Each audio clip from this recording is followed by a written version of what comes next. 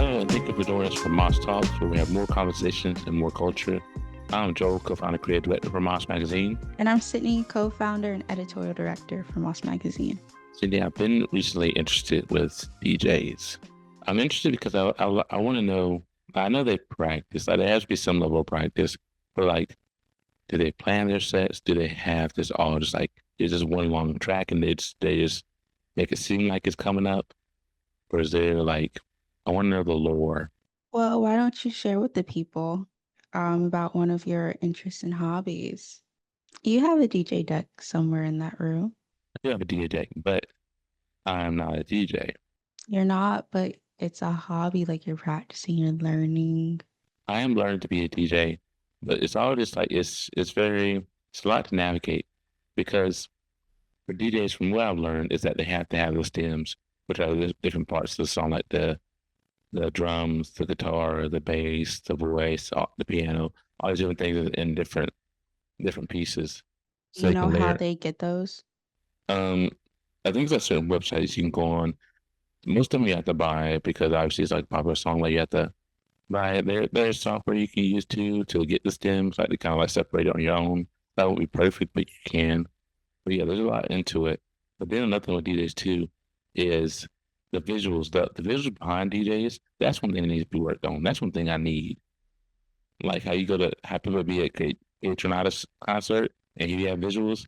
Like if the venue has a visual board, like there needs to be visuals. I will say though, I don't know if is controversial, but I don't like it when the DJ is like doing his thing and he's like you just see all the people like dancing around him and like congregating around him, but they're not even trying to get close to the DJ. Like sometimes they are to be noticed, but a lot of times they're just trying to be on the camera. And that to me is just like so like cringy to look at It, because I feel like if you were someone who's going to go listen to a DJ, like you have a genuine interest in good music and you genuinely just want to have a good time and you don't care who sees you. You know what I Well, mean? yeah, but I also say this. I would say people are like children because like you ever seen a kid and you put a candle on them, like they start doing everything. They start giggling, I they start doing mean, cartwheels. But I mean, like I'm just saying yeah. this, but it's I say part of it is clout. Like, they're looking for clout, but at the same time the other side of it is just I don't know, just being in front of the camera. It's the social currency idea. They just want to seem like they just know what they're doing. But even going back to the kid thing, kids do that without a camera. That's why when you go to family functions You and some random cousin is like, "Hey, uh, Stacy, go do that thing. Go show your grandma that thing." It's because the kids no, just be doing that. no, and that's the worst thing. I'm glad you brought it up. That's the worst thing to happen. Go to your thing. Like what do you think this is? I Like can't talk because we definitely used to do that. I will not be doing that to my kids. Hey, if they're talented, you gotta If share, you they gotta if show they off. want to, they can. If Well, not, yeah, yeah, yeah. I'm I letting them mean, be. not pressure them. But But also, it builds that stage presence too. Especially if you're trying to be a performer, you can't be sitting all shy and stuff. You gotta know how to just put yourself out there and let it go, let it loose. anyway, speaking of presents, we're gonna get into the present with our next contact and how they navigate community and how they just build themselves up as an artist. Hello, and thank you for joining us for Moss Talks. Today, we have the pleasure of speaking with Sejal about their experiences as an artist and a cultural organizer. Thank you, Sejal, for joining us today. Hi, I'm so excited to be here. You guys are awesome. Think you know you're awesome. So we want to get to the first question. What are some artists, traditions, or personal experiences that have shaped your approach to music? Yeah, I think that for me, a lot of it comes from my background. So, kind of just like my identity, and that's why I decided to be an artist. It's kind of a way for me to heal myself, express myself, and really explore my own identity. I'm first generation, and as the first American in my family, and the eldest born daughter from an immigrant family coming from really traditional cultural background, I think that I've gone through a lot of really different experiences, right? Having to grow up in a culture that the rest of my family maybe cannot relate with, or just kind of that pushback that sometimes happens, right? That back and forth of trying to understand one another.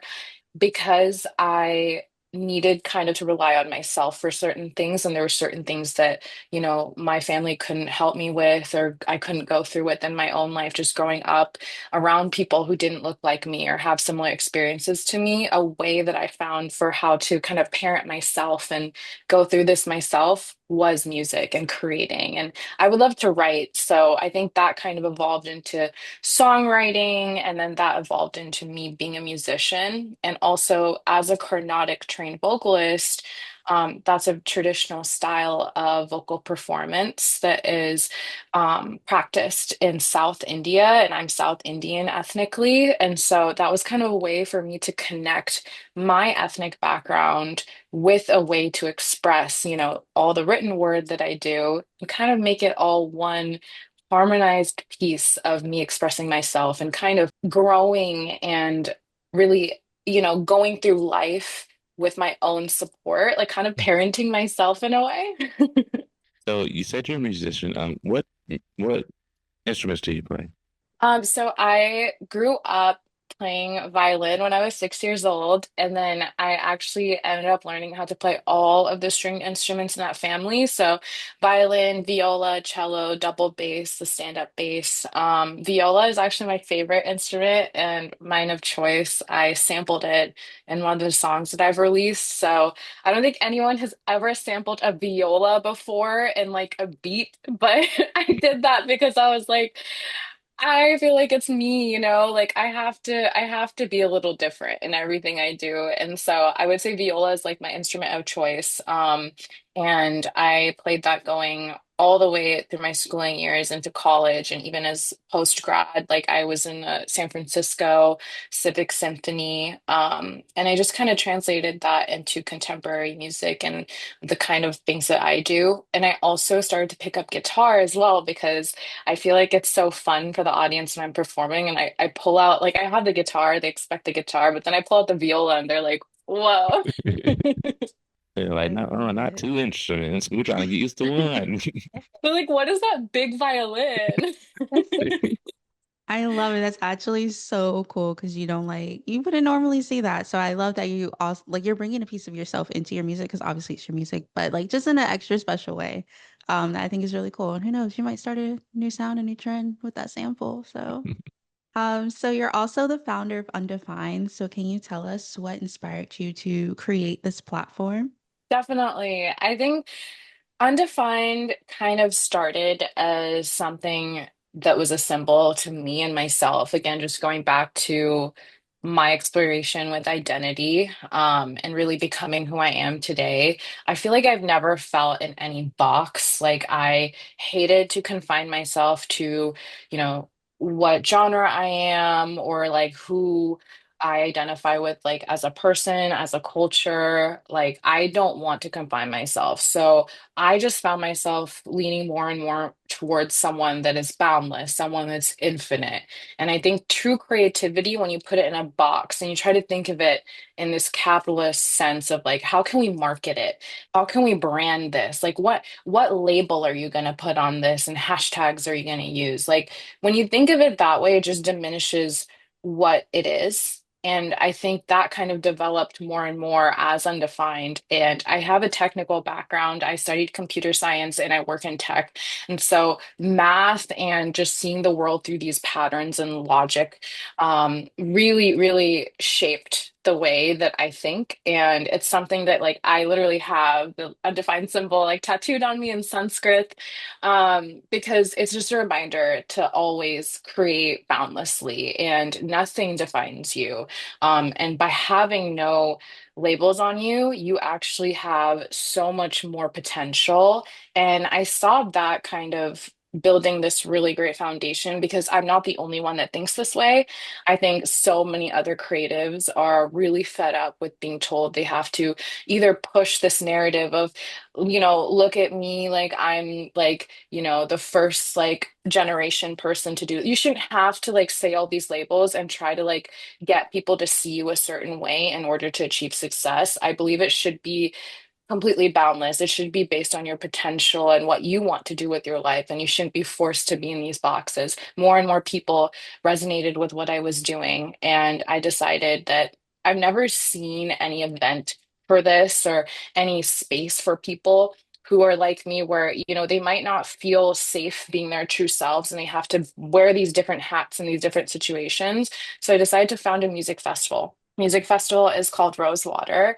And I brought this idea to a really, really amazing cultural organizer who founded Couch Date, which is this Black and Brown creative space in Oakland. And we started the first Rosewater, and we brought over 100 people. We had to turn away people at the door, and it was this amazing balance of people who were across like the LGBTQ community, Black and Brown, people of different groups, and we're all coming together to create. We had live music, we had DJs, we had art, we had food, we had culture, and it was this new wave culture that we were creating our own home and our chosen identities. We did 3 Rose Waters in the Bay Area, and each of them sold out. There were so many people who showed up. We built this community, and I wanted to bring it to New York. And so that kind of fueled Undefined. I'm like, I love that I was able to found this music festival and space for people with this background of creating this undefined space. And so I started building events. I've done, I want to say, over 10 events already. We started officially in January 2025. So we've done a lot of events, spotlighted many artists, over 50 different artists from underrepresented backgrounds. And our next event is the first Rosewater in New York City at Public Records. And I'm super proud of this. We're going to have 10 artists, all coming from South Asian, Swana, which is Middle East, and African diasporic backgrounds. And they're all different kinds of multidisciplinary artists that we're going to bring in this space and give this opportunity to them, regardless of like their follower counts or like their engagement levels. It's about their talent. And I'm bringing like my top, like, SoundCloud and Spotify artists to this stage. Like, I love them. I love listening to underground artists myself. Yeah, that's I really what's love it. important. Like bringing people that bringing people from different corners of the earth, no matter what they have like on their social media, no matter what they have on their TikTok, no matter what post might have been trending for them. Like really just a matter of the art that they put out. Hmm. We were Exactly. oh, sorry. We were literally kind of talking about this in a previous meeting where it was like Joel's a photographer. And because we work so hard in the magazine and we're always, just working on this, trying to spotlight other people, platform other people. He doesn't really keep up with his social media anymore, or post his work, but like that doesn't mean he's not working. That doesn't mean he's not talented, he's not creating. So I love that you're also like focusing on just that, the fact that you don't need to have this big following, you don't need to have 1,000 posts on Instagram because more than likely you're creating offline, and that's what matters more. So I love that, and I'm super excited for you to be bringing Rosewater to NYC. I know it's going to be fun. It's going to be Mhm. an amazing day, just full of amazing talent and creativity. And I also really like just love the idea of listening that idea that you had and listening to you talk about Undefined. Um, that's also kind of one of the pillars of what we do over here at Moss Magazine, and that's, creating space for boundless creativity. Mhm. Because there is no limits to one's capabilities. And I love that you were able to kind of sit and find that out for yourself, and now you're empowering other people to realize just that, like just be who you are, and create in who you are, and don't feel like you have to fit in anywhere. But our next question is, what's the biggest lesson you've learned about balancing personal artistry with building spaces for others? Yeah, it has been really difficult, right? Because you need to think about, my own personal artist journey, but also I want to be a pillar for others. I want to platform others. And a big part of the work that I do is giving back to the community. Um, it's really interesting. I always thought about it this way. I think that the general public, people that do not create and people that consume content, which is a majority of the world, right? They consume, they only want to be there to support you once you've already made it. They're not going to be there for the journey. And I think, yes, like it's so amazing that we have social media, that it's accessible for everyone to create now. But I still see there's this gap. And I think that personal creativity and artistry now has turned into this work. Like if you're not posting about it, if people are not seeing it, you're not doing it, and it's based on all of these fake internet points essentially, rather than talent. And I can tell you firsthand, I've worked with so many artists, like some of the biggest names that you can think of. I have probably talked to them at one point or like tried to, work with them for something related to Undefined or something else. And just being inside the industry and seeing it end to end, I think that's really helped me become a better artist because I've learned how to build professional relationships with everyone from the literal venue bar staff to the sound tech to Mhm. the artist management teams to the labels to seeing what it's like with my corporate experience on how to lead a campaign end to end. And I think that's really helped me see things for what they are, and really see through the smoke and mirrors. And I think that that's helped me understand, sometimes I feel like I'm so behind because I'm not posting everything. And it's just like I'm doing all this work, but I also want to find time to create music and, be someone that's also a solo artist. But I think what is really important to me today is when I don't have my glass full, I cannot start, giving my glass to others. So I think it's really important for me to have a full glass and really have this understanding of what the world needs right now. And Mhm. I think that I'm in a place right now balancing school, balancing work, where I need to go with when I feel creative, then I will create. And I shouldn't feel pressured by the rest of the world for when I need to do it because then it is inauthentic.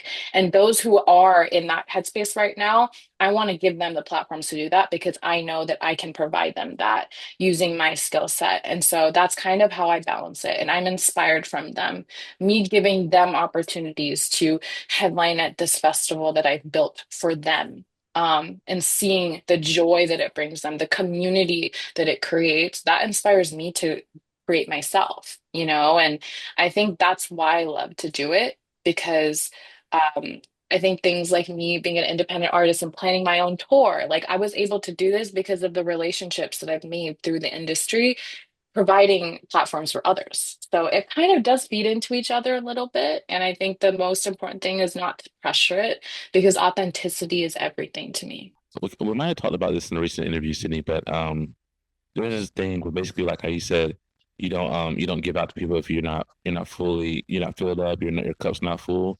Like I've been trying to push this point to people that I met. But basically, like hustle culture is okay in its own right, but you don't have to grind 24/7. You don't have to work so hard that you miss sleep at night. Yeah, you don't have to work so hard to where you have to miss out on things in life. Like you can still be a top tier creative and still be getting 8 hours of sleep. You can still go get that coffee in the morning. You can still go chat with your friends on the weekend. Like it doesn't have to be a continuous day in and day out, hour by hour, minute by minute. Like you can still be that person for other people. Exactly. It's something I'm trying to work on myself too. Like I definitely do struggle sometimes. I'm like, oh, like I need to keep doing all these things. Like I'm behind. But then I realize the quality of what I create won't be as good. It won't be its top potential unless I take those times to be mindful. So I Yeah. completely agree. Yeah, just because you can do it in 10 minutes doesn't mean you should do it in 10 minutes. Yeah. I also really appreciate that you do take time, like when you're out and about, to just talk to the people behind the scenes, like people who are Hmm. actually behind the scenes, because I don't think the general public realize just how many people work on just one project. Like there's so many roles, so many moving parts. And so like yes, you pour into people who, are on, the more front side of things, but you're also pouring into those people in the background too. Even if you're not all the way filled up, like you're still, making conversation with them and showing up. And I think that also just makes a world of a difference. And really speaks to like you and your character. So I really love and appreciate that you do that, just on your own. Thank you so much. And I see that with your magazine as well, right? You guys are kind of who I consider some of the behind the scenes in a way. And I know how important that is, that that is what actually gets people to be seen and provide those opportunities. And you're helping to do that. And that also speaks to what incredible creatives you are, because you have to be a great creative yourself to be able to spotlight other creatives. And I think that's so important. It's so easy to be all me, platform me, like everyone look at me. But to be someone who shares and builds for the community, that takes a really second level of artist. And I see that. And I love to give opportunities to those people as well. Like when I see artists that are also organizers and they're also spotlighting others, not just themselves. That's someone I know, okay, I want to work with them because they know what it means to be a true creative. Mhm. Yes, yes. Yeah. Thank you, thank you. I Um, pray. no, seriously, I think it's been so fun to talk to so many people, so many different people, like literally across the world now. And to just sit back and just listen to their stories, listen to their journeys. I don't know, I just think like to me, like as a creative myself, like it's a way of like pouring and like, building my passion and my fire for what I do. But then I also know like with our readers, like it gives them a chance to connect with someone new and understand their background or like their interests. We talk to a lot of people who do a lot of different things. And I don't think, most people realize just how much creativity is out there. Mhm. So yeah, like I love, platforming. I think it's amazing. So yeah, thank you for noticing that. Yeah, So I'm actually going to move to our last question because you did share about your rosewater event in NYC happening November 30th, y'all. So I also want to talk about the fact that rosewater is also a benefit event as well. So can you share more about the giving back element and why that's central to the vision? definitely. Giving back is something that actually roots to my cultural background, the way that I was raised. It's a very important tradition in my family to always help the community, even if you don't, it doesn't mean that you have to be like someone that's super well off and everything. You always have something you can give. You always have something you can offer. And it's a matter of when you give to the universe, it only is going to make it better for yourself and everyone else around you. And that's just part of the human experience. And it's something that has always been ingrained in me, especially from my parents. And so it's something that I wanted to use the skills that I had to build my legacy in the world, a legacy of giving back. And it's not just giving back by providing platforms to artists, but directly giving to like communities and organizations that have the facilities to do even more than what I could do with the resources that I can help provide through the creative platforms that I make. So one of the really important causes to me is creating volunteer opportunities for our local community to get involved, right? Everyone has a lot of things that they want to contribute and do, but actually creating that infrastructure and the organizations and the abilities for people to do that is really tough. And one of the organizations that does this is New York Cares. And so this nonprofit is based here in New York. It's really important to me that when I do an event here in New York City, I'm directly giving back to New York City, directly giving back to the local people. I am a transplant. I moved here in January, but I feel like if I'm going to be here in their space, building in their space, right, I need to give back, right, to the people and the communities who have allowed me to grow here and the others to grow here and do what we love. And so New York Cares is a really wonderful organization. They're really amazing partners to work with for this benefit, and they're going to take the funds that we're able to offer.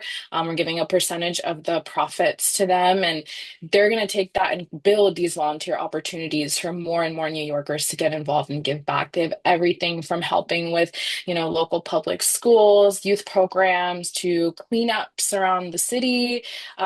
Really everything that you can think of, they have something there. And I think that's what's so important to me. I didn't just want to pick one cause and it be so, far removed from the local community that it's hard to trace, where you're seeing the effect. I want people to see the actual effect that they're doing while they're dancing on the dance floor and see, okay, wow, when I'm here today, I'm gonna walk outside and literally see people cleaning up the streets in the park right next door. And that's because I came here and I partied today. Like how fun is that? Yeah.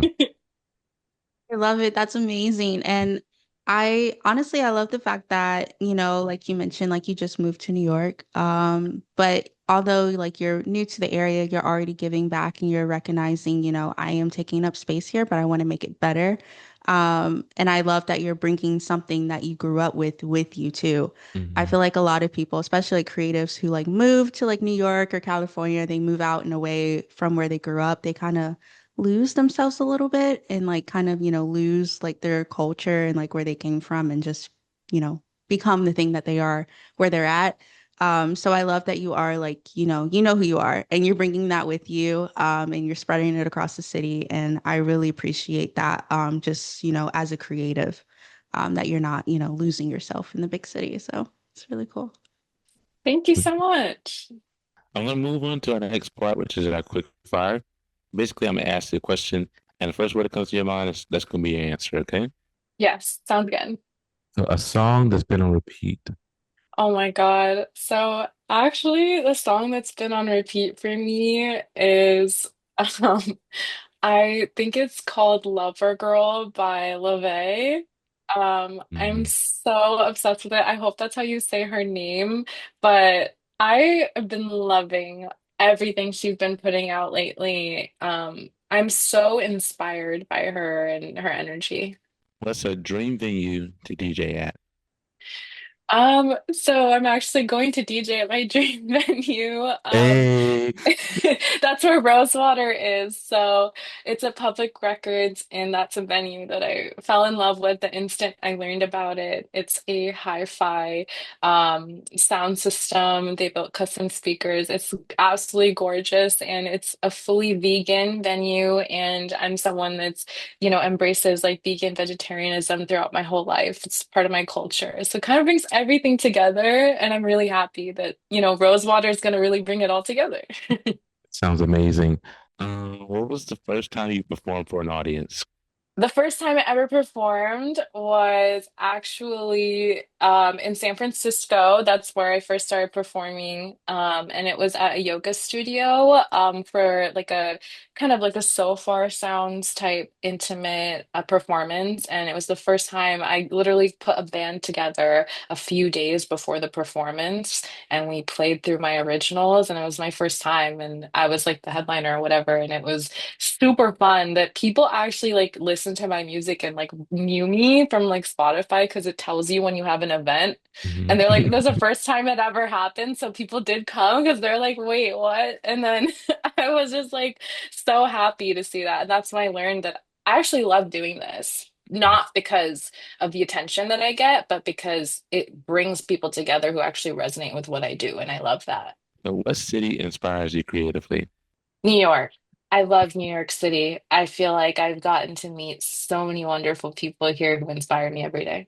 In three words, what do you want Rosewood and NYC to feel like?